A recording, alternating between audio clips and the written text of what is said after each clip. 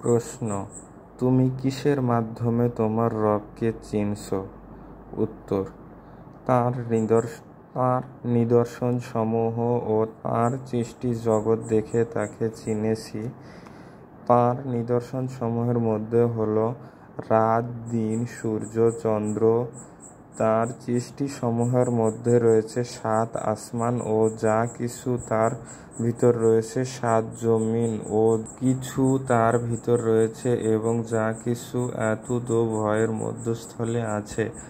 এর প্রমাণে আল্লাহ তাআলা বলেন সূরা ফুসসিলাত 41 নম্বর সূরা 37 নম্বর আয়াতে, আল্লাহর নিদর্শনসমূহের মধ্যে রাত, দিন, সূর্য, চন্দ্র।